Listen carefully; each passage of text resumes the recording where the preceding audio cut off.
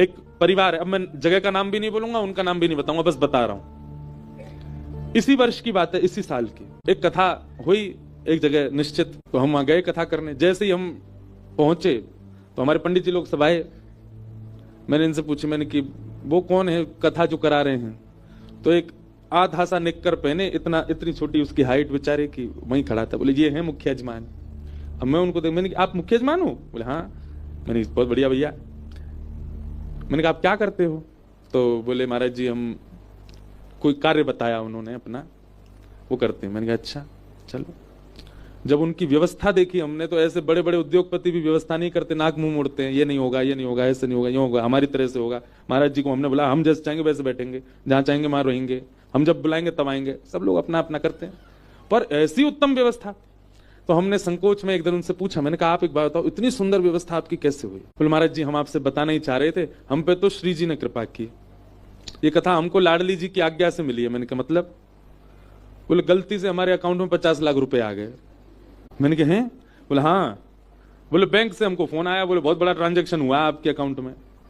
तो हम बैंक गए, बैंक वालों से जाके कहा भैया इतना बड़ा ट्रांजैक्शन आया, गलती से आ गया है, हमारा तो हो नहीं सकता, जिन्होंने भेजा है उनको आप कॉल करो। तो बोले कॉल किया महाराज जी, कोई कम वो था, कोई फाउंडेशन थी, कोई ट्रस्ट था, बोले किसी ने फोन नहीं उठाया।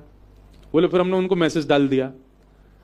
तो बैंक वालों ने कहा देखिए 15 दिन में अगर इनका रिप्लाई आ जाता है और ये लोग अगर अपना पैसा वापस लेने की करते हैं जिज्ञासा तो ठीक है, नहीं तो आप बताओ। बोले नहीं तो हम कथा कराएंगे भैया, इससे और क्या है।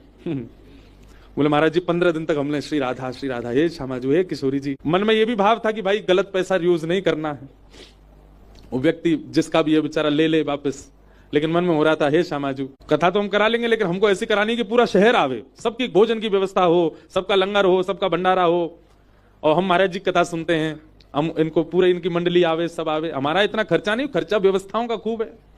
तो बोले महाराज जी 15 दिन हो गए, कोई फोन कॉल। वो बैंक वाले बोले आपको तो बधाई है, अब इसका टैक्स वगैरह जमा करवा देना जो भी है। बोले महाराज जी हमने फिर मन बना लिया कि इससे 1 रुपया भी अपने घर के लिए नहीं लगाना है, सबसे बोले सब कथा में लगाना। कथा कराई, ऐसी अद्भुत कथा। फिर एक दिन बोले महाराज जी हमारे घर चलो। मैंने कि चलो। जब मैं उनके घर गया, एक बहुत संपन्न व्यक्ति के यहाँ किराए पे एक कमरे में रहते हैं वो। तो जब मैं घर पे गया तो नीचे जो घर के लोग स्वागत कर रहे, मैंने कहा आपके परिवार? नहीं महाराज जी ये हमारे मकान मालिक हैं, हम तो उनके यहाँ किराए पे रहते हैं। मैंने कहा आपका घर कहाँ है?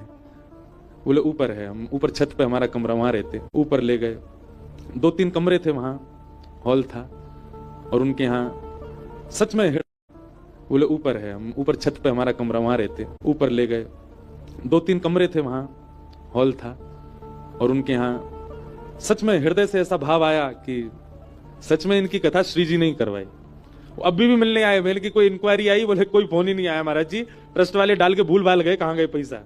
हमको तो लग रहा है वो ट्रस्ट भी श्री जी ने ही बनवाई होगी, और वो हमसे कथा करवानी थी उनके। अब आप आश्चर्य मानेंगे, विश्राम वाले दिन वो आए मेरे पास, बोले महाराज जी हमारे इतने पैसे अभी बच गए, उसमें से क्या करें। मैंने कहा व्यक्ति चाहता तो एक घर बना सकता था, व्यक्ति चाहता तो अपने सब कार्य पूरे कर सकता था। उनके कहीं कर्जे भी चल रहे थे, वो कर्जे भी नहीं चुकाए उन पैसों से। बोले हमारा मन है हमारे जी वृंदावन आकर के बहुत बड़ा भंडारा कर दें, वृंदावन के सब रसिक संत ब्रजवासी। मैंने करो, वृंदावन आकर के उन्होंने भंडारा किया। बड़े बड़े अरब खरबपति लोग 10-10 रुपया बांटते हैं भंडारे में भी, 500-500 रुपए बांट रहे थे सबको। 1 रुपया भी मेरे प्रयोग में नहीं रहना चाहिए, सब ठाकुर जी की सेवा। ऐसे ऐसे लोग भी हैं बहुत, हर कथा में एक अनुभव होता है।